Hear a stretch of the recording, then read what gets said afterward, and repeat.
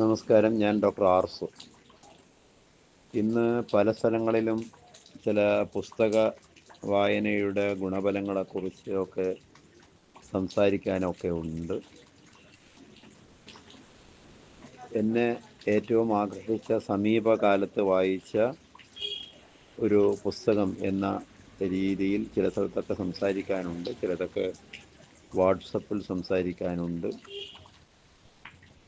ഇവിടെ ഞാൻ കോഴിക്കോട് ആർട്സ് കോളേജിലെ ഒരു പൂർവ്വ വിദ്യാർത്ഥി, അദ്ദേഹത്തിൻ്റെ പേര് മജീദ് മൂത്തേടത്ത്, നമ്മുടെ കോളേജിൽ നിന്ന് ഹിസ്റ്ററിയിൽ MA ബിരുദം നേടിയ വ്യക്തിയാണ് എന്ന് ഞാൻ മനസ്സിലാക്കുന്നു. പിന്നെ അദ്ദേഹം സിവിൽ സപ്ലൈസിൽ ആണ് ജോലി ചെയ്തത്. കുറച്ചധികം പുസ്തകങ്ങളൊക്കെ എഴുതിയിട്ടുണ്ട്. ആൾമറ, ബാലുശ്ശേരി പശ്ചാത്തലമായിട്ടുള്ള ഒരു നോവലാണ്. ജോലി, പിന്നെയും ചുവക്കുന്ന കബനി, സുരയ്യ നെയ്ത കനവുകൾ, ഒരു പോങ്ങ റേഷനരി എന്നിവ അദ്ദേഹത്തിൻ്റെ നോവലുകളാണ്. ഉറൂബിൻ്റെ ഓർമ്മയിൽ ഏർപ്പെടുത്തിയ ഒരു പുരസ്കാരം, നോവൽ മത്സരത്തിൽ 2ാം സമ്മാനം നേടിയപ്പോൾ അത് നൽകിയത് പ്രതിഭ റായ് ആയിരുന്നു എന്ന് ഞാൻ ഓർക്കുകയാണ്. ആ ചടങ്ങിൽ ഞാനും ഉണ്ടായിരുന്നു. ഇപ്പോൾ ഞാൻ തയ്യാറാക്കുന്ന പുസ്തകം, അവതരിപ്പിക്കുന്ന പുസ്തകം നാട്ടുഭാഷ എന്നാണ്. ഈ നാട്ടുഭാഷ എന്ന പുസ്തകം വളരെ അപൂർവത പുലർത്തുന്നുണ്ട്. കഴിഞ്ഞുപോയ ഒരു തലമുറയുടെ സംസാരത്തിലും സംസ്കാരത്തിലും തിളങ്ങി നിന്ന നാട്ടുവാക്കുകൾ, അവയുടെ അർത്ഥതലങ്ങൾ, കോഴിക്കോടൻ ഭാഷണത്തിലെ ദൃശ്യഭേദങ്ങൾ, ദേശീയഭേദങ്ങൾ, വാമൊഴിശീലുകൾ, നാടൻ പ്രയോഗങ്ങൾ, ശൈലികൾ എന്നിവ ഇതിൽ ഉൾക്കൊള്ളും. നാട്ടുപദങ്ങൾ പലതും തേയ്മാനം സംഭവിച്ച് ഇന്ന് വംശനാശത്തിൻ്റെ വക്കിൽ എത്തിയിരിക്കുകയാണ്. ആ പാതയിലുള്ള സാർത്ഥകമായ ഒരു അന്വേഷണമാണ് ഇവിടെ ശ്രീ മജീദ് മൂത്തേടത്ത് നടത്തിയിരിക്കുന്നത്. അകാരാതിക്രമത്തിൽ അദ്ദേഹം കുറേ വാക്കുകൾ ചേർത്തിട്ടുണ്ട്. ചിലതെല്ലാം പ്രാദേശിക ചെവിയുടെ ഒളിചിതറുന്നതാണ്. അതിൽ മതപരമായിട്ടുള്ള കാര്യങ്ങളുണ്ട്, പ്രദേശത്തിൻ്റേതുണ്ട്, ഗ്രാമ്യ ഭാഷയുടെ തലങ്ങൾ അതിലുണ്ട്. ചില സംഗതികളൊക്കെ നമുക്ക് ഇന്ന് കേട്ടാൽ അപരിചിതത്വം തോന്നും. അത്തരത്തിലുള്ള വാക്കുകളൊക്കെ സമാഹരിച്ച് ഒരു ഡിക്ഷണറി തലത്തിൽ, ഡിക്ഷണറി എന്നൊന്നും വിശേഷിപ്പിക്കാൻ സാധിക്കില്ലെങ്കിലും അതിൻ്റേതായിട്ടുള്ള ഒരു സമാഹരണമാണ് ഇദ്ദേഹം നടത്തിയിരിക്കുന്നത്. മുസ്ലിങ്ങളുടെ ശൈലിയിൽ നിന്നുള്ള പലതും നമുക്ക് ഇന്ന് ആ മതത്തിൽപ്പെട്ടവർക്കോ ആ പ്രദേശക്കാർക്കോ മാത്രമേ അറിയുകയുള്ളൂ. പീഡിയയിൽ എന്ന് പറഞ്ഞാൽ പീഡികയിൽ എന്ന അർത്ഥം കൊടുത്തിരിക്കുന്നു. പീത്തുക എന്ന് പറഞ്ഞാൽ മൂത്രമൊഴിക്കുക, വീഴ്ത്തുക എന്നൊക്കെ അർത്ഥം കൊടുത്തിരിക്കുന്നു. പിന്നെ പീര എന്ന് പറഞ്ഞാൽ തേങ്ങാച്ചണ്ടി, പീറ്റക്കണ്ടി, കുത്തനെയുള്ള പടവുകൾ എന്നൊക്കെ ഇതിൽ അർത്ഥം കൊടുത്തിരിക്കുന്നു. വേറൊരു ഭാഗത്ത് നിനക്ക്, നിൻ്റേത്, നിൻ്റേത്, നിൻ്റേത്, നനവ്, വിചാരം. പിന്നെ ഒരു സ്ഥലത്ത് കൊടുത്തിരിക്കുന്നത് നായപ്പാച്ചിൽ, ഇതിന് അർത്ഥം കൊടുത്തിരിക്കുന്നത് വിശ്രമമില്ലാത്ത പണി എന്നാണ്.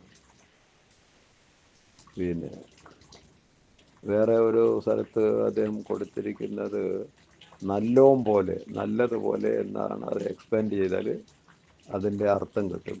അപ്പോൾ വാക്കുകൾ, ഇസ്ത്രീയിട്ട വാക്കുകളും ഇസ്ത്രീ ഇടാത്ത വാക്കുകളും എന്നൊക്കെ നമുക്കിതിൽ തരംതിരിക്കാം. ഇസ്ത്രീ ഇടാത്ത വാക്കുകൾ തേടിപ്പോയി അത് സമാഹരിച്ച് വെച്ച് അതിൻ്റെ അർത്ഥം നമുക്ക് പറഞ്ഞു തരികയാണ് ഈ മജീദ് മൂത്തേടത്ത് ഇവിടെ ചെയ്തിരിക്കുന്നത്. ഇദ്ദേഹം എളയറ്റിൽ സ്വദേശിയാണ്. കോഴിക്കോട് ജില്ലയിലെ എള എളേറ്റിൽ സ്വദേശി, ഗവൺമെൻറ് ആർട്സ് കോളേജിൽ നിന്ന് ചരിത്രത്തിൽ MA ബിരുദം. ഇതിൻ്റെ അവസാന ഭാഗത്ത് ഇഡിയംസ് ആൻഡ് പ്രോബബ്സ്, പിന്നെ അദ്ദേഹം കൊടുത്തിരിക്കുന്ന പിന്നെ ആ 2 ഹെഡിങ്ങും വളരെ വളരെ ശൈലികൾ എന്ന ഭാഗത്ത് നമുക്കൊക്കെ ഇന്ന് അന്യം നിന്ന് പോകുന്ന കുറേ ശൈലികളുണ്ട്. തടിയൂരുക എന്ന് പറഞ്ഞാൽ സ്വന്തം കാര്യം സാധിപ്പിക്കുക എന്നുള്ളതാണ് അദ്ദേഹം കൊടുത്തിരിക്കുന്ന അർത്ഥം. ചൂട്ട് പിടിക്കുക എന്ന് പറഞ്ഞാൽ വഴിയിൽ മുൻകായിട്ട് നടക്കുക, 2 പേർ തമ്മിലുള്ള തർക്കത്തിൽ പക്ഷം പിടിച്ചാലും ഇങ്ങനെ പറയും എന്ന് ഒരു അഡീഷണൽ അർത്ഥം കൊടുത്തിരിക്കുന്നു. കുപ്പായം മാറുക എന്നൊരു പ്രയോഗമുണ്ട്. നനച്ചിരിക്കാതെ ഭാഗം മാറുക, കുപ്പായം മാറുന്ന വേഗത്തിൽ മറുപക്ഷം ചേരുക. കിണറ്റിൻ്റെ പക്കത്ത് കുഞ്ഞിനെ വെച്ച് പോന്ന കിളി എന്നൊരു ശൈലിയുണ്ട്. ഇക്കര നിൽക്കുമ്പോൾ മനസ്സ് അക്കര ചുറ്റിത്തിരിയുന്ന അവസ്ഥയാണ് എന്നാണ് അദ്ദേഹം എഴുതി വച്ചിരിക്കുന്നത്. കരകയറുക എന്ന് പറയുന്നാൽ ദുരിതത്തിന് അറുതി ഉണ്ടാവുക. വരിക, കോരുക എന്നൊരു പ്രയോഗമുണ്ട്. വന്നവൻ കോരിക്കൊണ്ടു പോവുക. ചെയ്യുന്നതിലെ ശരിതെറ്റുകൾ മനസ്സിലാക്കാതെ മറ്റുള്ളവർ ചെയ്യുന്നത് കണ്ട് അതുപോലെ പ്രവർത്തിക്കുക. സ്ഥലകാല ബോധമില്ലാതെ പെരുമാറുക എന്നൊക്കെ ഇതിന് അർത്ഥം കൊടുത്തിട്ടുണ്ട്. ബാപ്പ പോയാൽ സൂപ്പി മൂപ്പൻ ഇതൊക്കെ പലതും ഞാനിതൊക്കെ ആദ്യമായിട്ട് കേൾക്കുന്നത്. മുതിർന്നവരുടെ അഭാവത്തിൽ ഇളയവർ തീരുമാനമെടുക്കുന്നതിനെയാണ് ബാപ്പ പോയാൽ സൂപ്പി മൂപ്പൻ. ഇളന്തലയ്ക്ക് കാതൽ എന്ന് പറഞ്ഞാൽ പ്രായമുള്ളവരെക്കാൾ ഇളയവർ പ്രായോഗിക ബുദ്ധി കാണിക്കുക എന്ന് ഇതിലർത്ഥം കൊടുത്തിരിക്കുന്നു. പിന്നെ വേറൊരു സ്ഥലത്ത് പോത്തുവണ്ടിയിൽ റാന്തൽ പോലെ എന്നൊരു പ്രയോഗമുണ്ട്. വിശ്രമമില്ലാത്ത അവസ്ഥ എന്നാണ്, എപ്പോഴും വിളകിക്കൊണ്ടിരിക്കും എന്നൊക്കെയാണ് ഇദ്ദേഹം ഇതിന് അർത്ഥം കൊടുത്തിരിക്കുന്നത്. ഇങ്ങനെ വാക്കുകളുടെ പ്രയോഗങ്ങളുടെ ഒക്കെ പിറകെ പോകുന്ന ഒരു ഭാഷകേക്കിലും ചില തീർത്ഥാടനങ്ങളൊക്കെ ആവശ്യമാണ്. പണ്ടാരോണ്ടോ പറഞ്ഞ പോലെ എന്നൊരു ശീർഷകത്തിൽ കുറച്ച് പഴഞ്ചൊല്ലുകൾ അദ്ദേഹം ഇതിൽ ചേർത്തിരിക്കുന്നു. നെടുമ്പന പോയാൽ കുറുമ്പന നെടുമ്പന. അനുഭവജ്ഞാനമുള്ളവരുടെ അഭാവത്തിൽ അതൊന്നുമില്ലാത്തവർ തീരുമാനമെടുക്കേണ്ടി വരുന്നു എന്നാണ് ഇതിനർത്ഥം കൊടുത്തിരിക്കുന്നത്.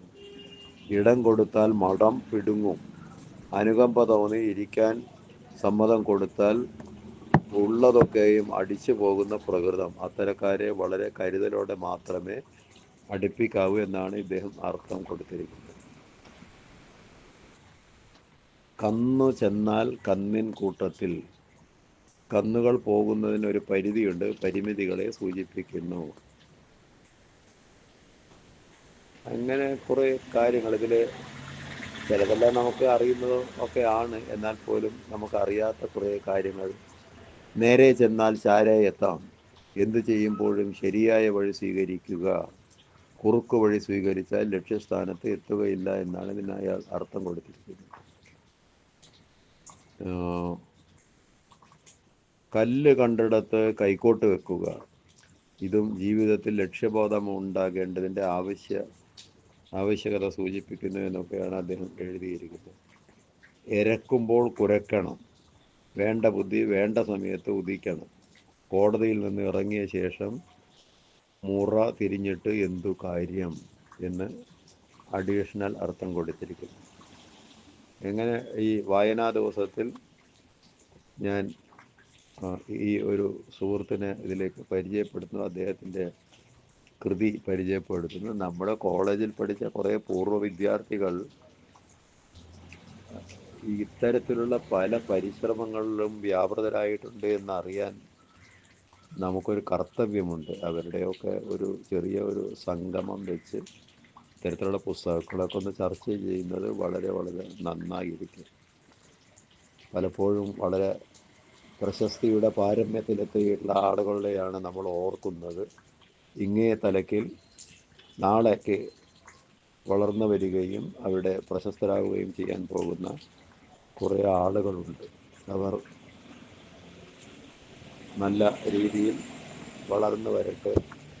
ശ്രീ മജീദ് മൂത്തയിടത്തിന് എൻ്റെ അഭിനന്ദനങ്ങൾ. നമസ്കാരം.